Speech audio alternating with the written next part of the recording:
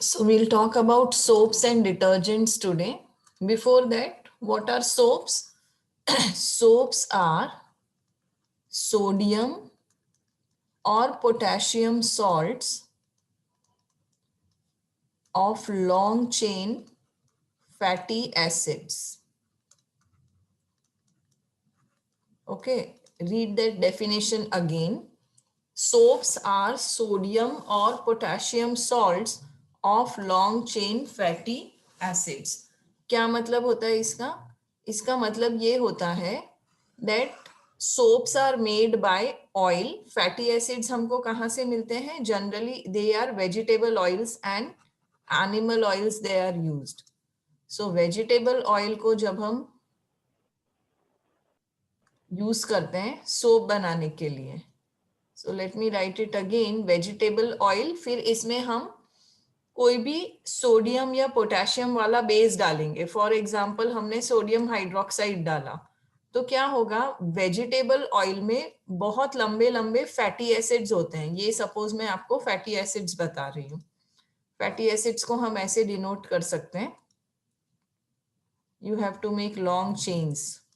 अब ये चेन में जितने भी आपको पॉइंट्स दिख रहे हैं वो सब कार्बन है. मैं दिखाती हूँ अभी आपको. This is how you denote it. और फिर यहाँ पे हम लिख देंगे सोडियम. तो ये इसमें कितने कार्बन है? 1 2 3 4 5 6 7 8 9 10 11 एंड 12. ये जो पर्टिकुलर फैटी एसिड है इसमें 12 कार्बन्स हैं. अब फैटी एसिड मतलब कौन सा ग्रुप हो गया? फैटी एसिड मतलब लास्ट में रहता है COOH. ठीक है, तो रिएक्शन कौन सा हो रहा है वो भी बता देती हूँ मैं आपको. सो बेसिकली समझो कि एक ऐसा फैटी एसिड्स है, ठीक है, ऐसा बहुत लंबा. लास्ट में इसमें होगा COOH क्योंकि all fatty acids are carboxylic acids. इसमें हम सोडियम हाइड्रोक्साइड डालेंगे, पोटेशियम हाइड्रोक्साइड भी डाल सकते हैं. तो क्या होगा, यहां से H और यहां से OH रिमूव हो जाएगा and you get water here. और ये वाला जो मॉलिक्यूल है वो ऐसा बन जाएगा COONA. So this molecule is known as soap. समझ में आ रहा है बच्चों आपको? Yes, ma'am. So what are soaps? Ma'am I एक बार again फिर से repeat. एक्सप्लेन करेंगे. Soaps are sodium or potassium salts of long chain fatty acids. बात समझ में आई? What are soaps? Yes, ma'am. Book में शायद ये वाला रिएक्शन दिया रहेगा. बहुत लंबे फैटी एसिड्स की जगह सपोज हमने अगर ये ले लिया, ये कौन सा कंपाउंड है आप बता सकते हैं? कौन सा कंपाउंड लिखा मैंने? Ethanoic acid. Very good, this is ethanoic acid. इसमें जब हम सोडियम हाइड्रोक्साइड ऐड करेंगे क्या मिलेगा?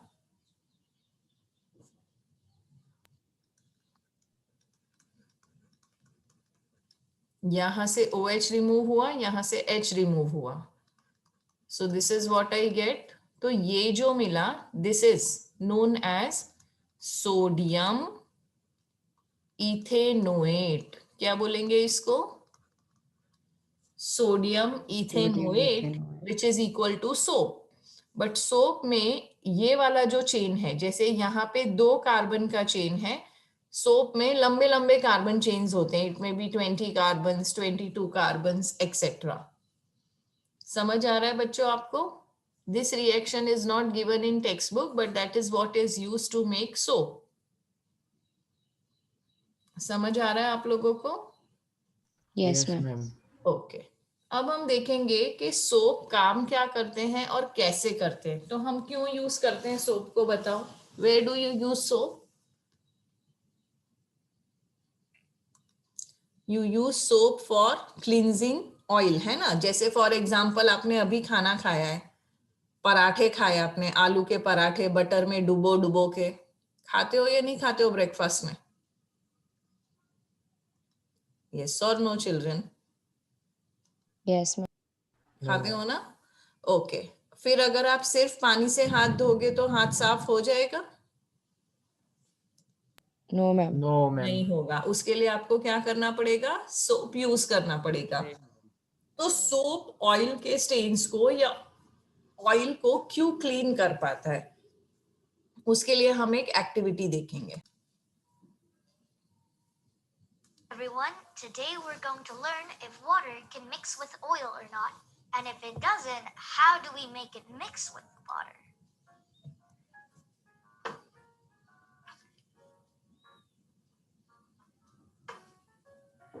As you can see here, we have a glass jar, water, and food coloring. What we're going to do first is fill this jar with water 1/3.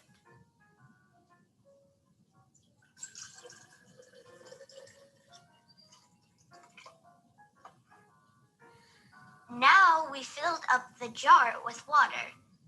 We're going to add some coloring.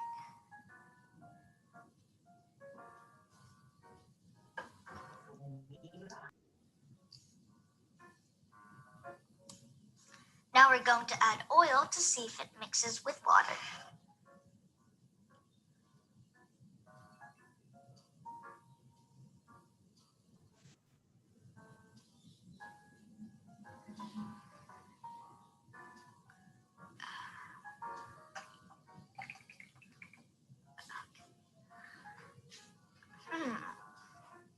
The oil didn't mix with the water, it just floats. Now what can we do to make this mix with the water? Well, we have soap here, dish soap to be exact. Inside this dish soap, there are tiny molecules that have two sides, which there's a side that is attracted to water and one that doesn't really like water.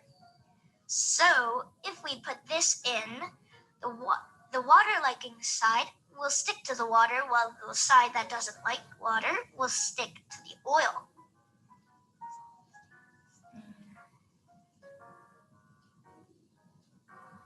Okay, going to put the soap in here. See, it's bubbling the oil up. And then now we're going to shake it hard. Okay.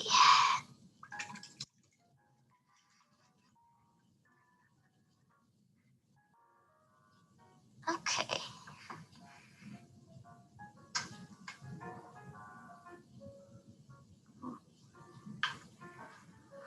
Now, the oil seems like it did mix with the water, except there's this soapy layer. Yep, it totally mixed with the water. Now we're going to see how soap works. Not this soap, this soap. So, welcome back. If you're wondering what's on my hands, it's just cosmetics, except let's just pretend germs, specifically dirt. So we're going to see if only water can wash this off, or if we need soap to rub it.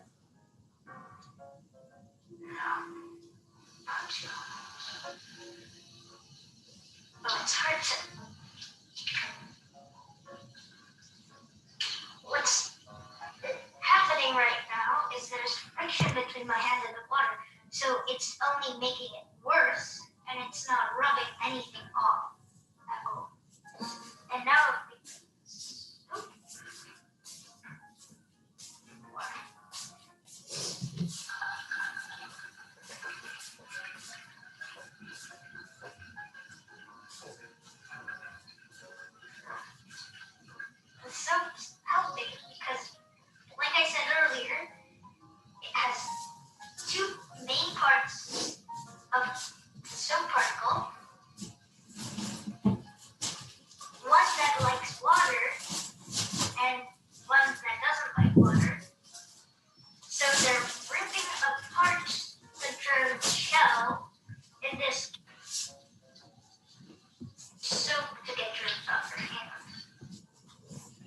Now you know how soap works and that the only way to wash our hands properly is with soap. कि आपने क्या देखा और आपको क्या समझ आया?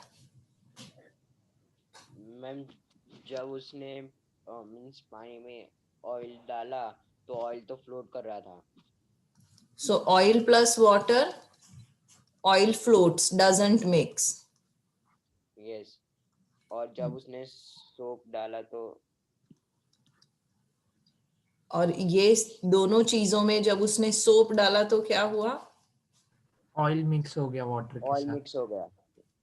Oil mixes with water. क्यों?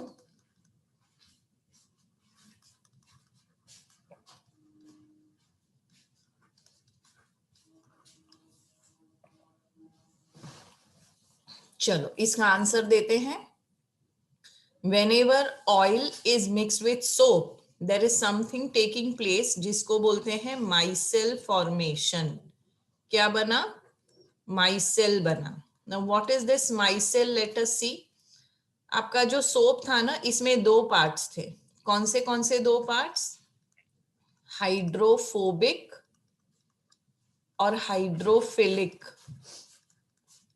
फोबिया का मतलब क्या होता है? फोबिया का मतलब होता है जिसको पानी से डर लग रहा है. तो एक ऐसा पार्ट था जिसको पानी से डर लग रहा है या तो जो पानी से रिएक्ट नहीं करना चाहता. वो कौन सा पार्ट था? फर्स्ट ऑफ ऑल मैं यहाँ आपको बता दूं कि सोप कैसा था. सोप ऐसा था, है ना. तो ये वाला जो पार्ट था, that is the hydrocarbon chain, ये हाइड्रोफोबिक था. तो दिस वाज हाइड्रोकार्बन चेन जिसमें सिर्फ CH2 CH2 CH2 है. और ये कैसा पार्ट है? ये हाइड्रोफोबिक पार्ट है, या तो इसको नॉन पोलर टेल बोलेंगे. हाइड्रोफिलिक, फिलिक का मतलब लविंग. तो हाइड्रोफिलिक पार्ट कौन सा था? It was polar head. कौन सा पोलर हेड? ये वाला पोलर हेड. तो ये जो पार्ट था Na+ वाला, दैट वॉज हाइड्रोफिलिक. इसको पोलर हेड भी हम बोलते हैं. ठीक है. ये हाइड्रोफिलिक क्यों है? क्योंकि वाटर एक पोलर सॉल्वेंट है. क्यों पोलर है? क्योंकि उसके पास H+ और OH- है. तो क्योंकि वाटर एक पोलर सॉल्वेंट है, ये COO- get attracted towards H+ and Na+ gets attracted towards OH-, and that is how it can react with water. तो ये वाटर के साथ रिएक्ट कर सकता है, पर ये वाटर के साथ रिएक्ट नहीं कर सकता. बात समझ में आई बच्चों? Yes madam. Yes, ma'am. Same चीज हम प्रेजेंटेशन में देखते हैं.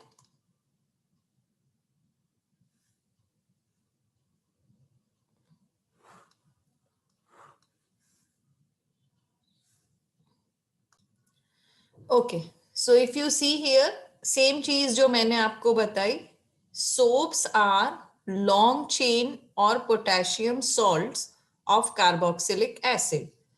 एग्जाम्पल क्या देंगे? Sodium stearate. अब यहाँ सोडियम स्टीरेट में देखो, सोडियम के साथ कौन सा एसिड है? स्टेरिक एसिड है. सोडियम स्टीरेट मतलब दिस इज स्टेरिक एसिड.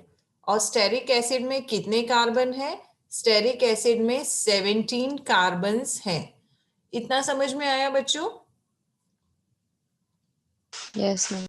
वैसे ही हम अलग अलग एसिड्स ले सकते हैं. पामिटिक एसिड ले सकते हैं, एक्सेट्रा एक्सेट्रा. ऐड आती है ना सोप में, दूध है, मलाई है, कोकोनट ऑयल है, क्या क्या है. So they are nothing but long chain sodium salt और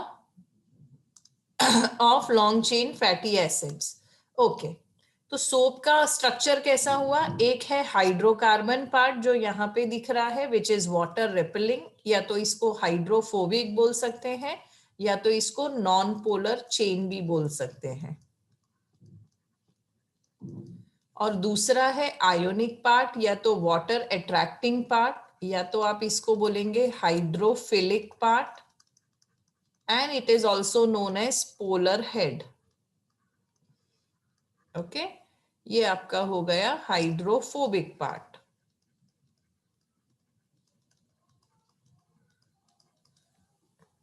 तो ये जो हाइड्रोफिलिक पार्ट है ये किसके साथ अट्रैक्ट करेगा? हाइड्रोफिलिक पार्ट अट्रैक्ट करेगा वाटर से रिएक्ट करेगा. और जो हाइड्रोफोबिक पार्ट है वो क्या है? It is soluble in oil and grease. तो अब जब सोप क्लींजिंग एक्शन कर रहा है तब क्या होता है? छोटे छोटे स्ट्रक्चर्स बनते हैं, स्फेरिकल स्ट्रक्चर्स, जिनको बोलते हैं माइसेल. माइसेल में क्या होगा? Soap molecules are arranged radially. देखो ये रेडियली अरेंज्ड हो गए सोप मॉलिक्यूल्स. इस तरह से अरेंज होंगे कि hydrophobic part is in the centre. अब यहाँ पे ये HC से क्या लिखना चाहते हैं पता नहीं है मुझे. हाइड्रोफोबिक मतलब जो ऑयल के साथ रिएक्ट कर सकता है. तो वो पार्ट ऑयल की तरफ है, अंदर की तरफ है. देखो यहाँ पे वो ऑयल के साथ रिएक्ट कर रहा है. और जो हाइड्रोफिलिक पार्ट है जो वाटर के साथ रिएक्ट कर रहा है वो बाहर की तरफ है. So that is acting with water. तो इस तरह के स्ट्रक्चर को माइसेल कहते हैं. तो पहले हमारा जो सॉल्यूशन था वो कैसा था? उसमें ऑयल अलग था और वाटर अलग था. अब वो दोनों मिक्स होके क्या बन गए? इमल्शन बन गए, या तो आप बोल सकते हैं कॉलॉइड बन गए. पढ़ा है ना कॉलॉइड के बारे में आपने? Yes ma'am. क्या होते हैं कॉलॉइड्स?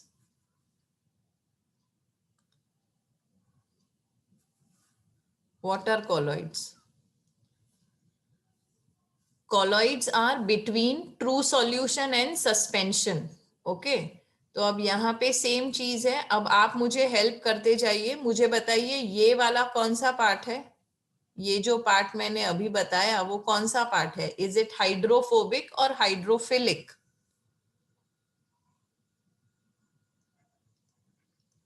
जो पार्ट अंदर की तरफ है ये वाला, ये कौन सा पार्ट है? हाइड्रोफोबिक या hydrophilic? Hydrophobic. Very good, it is hydrophobic. इसको हम हाइड्रोफोबिक टेल भी कह सकते हैं. तो हाइड्रोफोबिक टेल किसके साथ रिएक्ट करेगी? वाटर के साथ या ऑयल के Oil. साथ? Oil के वेरी साथ. गुड. और हाइड्रोफोबिक चेन ऑयल. रिएक्ट करेगी ऑयल या तो ग्रीस के साथ. अच्छा ये वाला कौन सा पार्ट है? Hydrophilic. This is hydrophilic.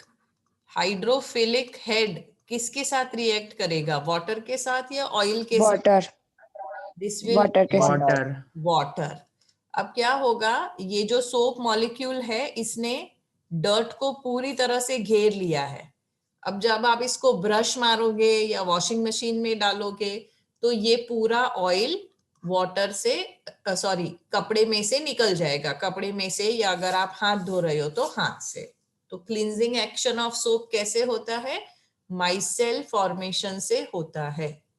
समझ में आया बच्चों? Yes ma'am. Yes. Yes ma'am. Okay great. आपकी बुक में एक डायग्राम भी दिया हुआ है टेक्स्ट बुक में, वो देख लेना. ठीक है. नाउ हम और एक चीज की बात कर सकते हैं, दैट इज डिटर्जेंट्स. आजकल जनरली हम सोप नहीं यूज करते, डिटर्जेंट्स यूज करते हैं. आप नहाने के लिए बॉडी वॉश यूज करते हैं, बाल धोने के लिए शैम्पू यूज करते हैं, कपड़े धोने के लिए आपके पास लिक्विड डिटर्जेंट होगा. तो लिक्विड सोप से थोड़े से अलग हैं. कैसे अलग हैं? Detergents are long chain. Detergents are long chain sodium salts of sulfonic acid. तो अब कार्बोक्सिलिक एसिड की जगह क्या आ गया है? सल्फोनिक एसिड आ गया है. How does it matter? Carboxylic acid की जगह सल्फोनिक एसिड रखने से क्या फायदा हुआ? देखो, soap do not wash well with hard water. Hard water का मतलब क्या है? हार्ड वाटर का मतलब है वो वाटर जिसमें सॉल्ट्स होते हैं. कौन से सॉल्ट्स होते हैं? Calcium salt, magnesium salt. और ये हार्ड वाटर जनरली कहाँ होता है? जैसे कि आप सी वाटर में गए तो वो वाटर हार्ड होता है। आपने कभी नोटिस किया, अगर आप सी वाटर लेके साबुन से हाथ धोगे तो फिर फोम नहीं प्रोड्यूस होगा, फोम और लेदर, या तो जिसको गुजराती में बोलते हैं फीण और हिंदी में बोलते हैं झाग, या तो बोरिंग का पानी है जो आपने जमीन में से निकाला है, बिना ट्रीटमेंट के आप उसको यूज कर रहे हैं, तो वो सोप से उतना अच्छा क्लींजिंग एक्शन नहीं देगा। क्यों नहीं देगा क्लींजिंग एक्शन? क्योंकि हार्ड वाटर के अंदर जो सॉल्ट्स हैं, calcium and magnesium salts, they will precipitate out in the form of scum. Have you ever noticed this, children?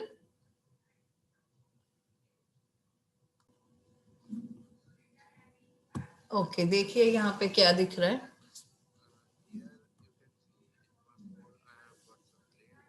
सो ये वाला जो है, दिस इज स्कम फॉर्मेशन। आपको जो डर्टी व्हाइट प्रेसिपिटेट्स दिख रहे हैं ना, दे आर स्कम, क्योंकि यहाँ पे हार्ड वाटर है।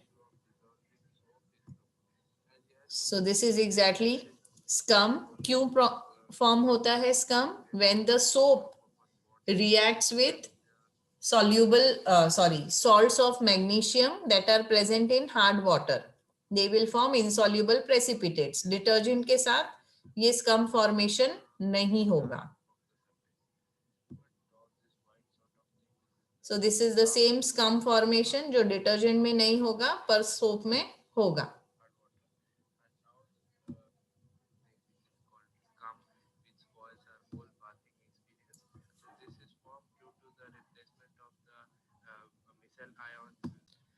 हमने देखा कि detergents wash well with hard water also, because वो इनसॉल्युबल प्रेसिपिटेट्स नहीं बनाते हैं। किसके precipitates? Calcium and magnesium salts, which in general language is known as detergent.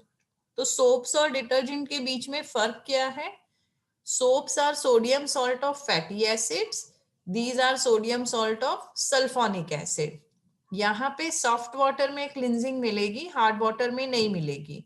यहाँ पे both hard water and soft water में आपको अच्छी क्लिंजिंग मिलेगी।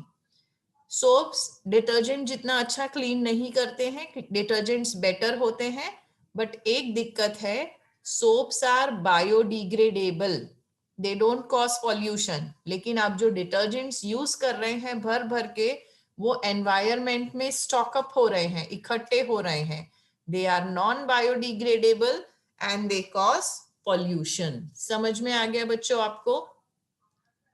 Yes. Yes, ma'am. ओके, अब फटाफट से रिवाइज कर लेते हैं इथेनोइक एसिड की प्रॉपर्टीज। Ethanoic acid plus ethanol gives you ester formation. Ester को जब हम NaOH के साथ रिएक्ट करते हैं, you will get CH3COONA, that is nothing but sodium salt of acid, that is like salt, and ethanol.